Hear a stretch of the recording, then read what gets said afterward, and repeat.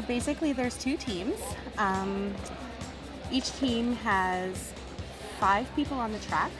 4 are blockers and 1 is a jammer.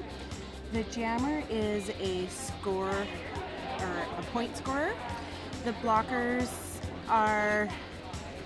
their job is to get their jammer through the pack, but also to hold back the opposite team's jammer. So altogether, as long as there's nobody in the penalty box, there will be 10 skaters on the track at all times.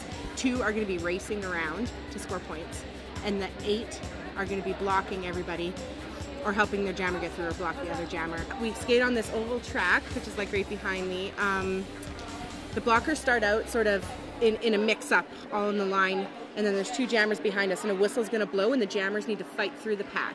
Whichever one can get through the pack first is called the lead jammer, and she has a special power, which is she can call off the jam at any time. Jams can run for 2 full minutes if they want, or the lead jammer can call it off at any point. The other jammer has no special abilities other than to score points. So they have to race through, and they have to get through the pack 1 time, and when they come back again, then they start their scoring pass. And every skater on the opposing team that they skate by is a point for them. And that includes the other opposing members who are in the box as well. So you can get put in the box for doing like a bad hit, or skating off the track, back blocking, knocking somebody down, causing a pile up. There's a lot of different things, being rude to the refs. I wouldn't consider it a violent game because we're definitely training to execute a good hit. It's similar to hockey, less equipment, but it's very similar to hockey. We do shoulder checks, we do hip checks, we do a can opener where you just sort of hit them from behind.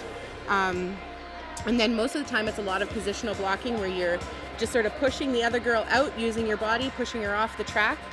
And it's not, I wouldn't think it's a violent game. I mean, there can be some big hits and some girls will go flying across the track, but you know, it's very rare that somebody gets hurt.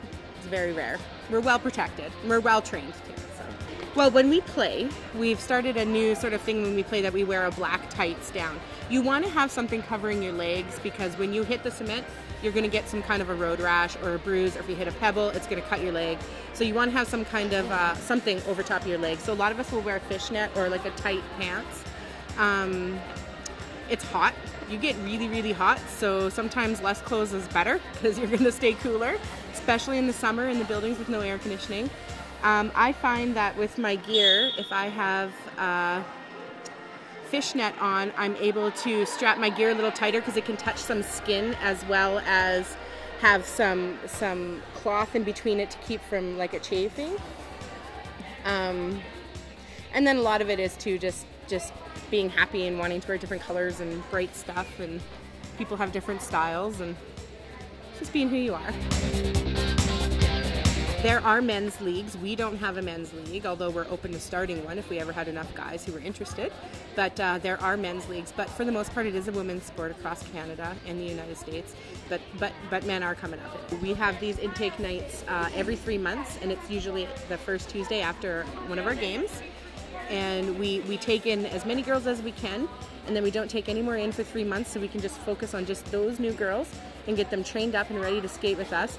And then 3 months down, we'll take in some more girls and get them trained up and ready to skate. So they get a lot of special treatment by just having this 3-month program, because it's a lot of our teachers are just focusing their attention just on them.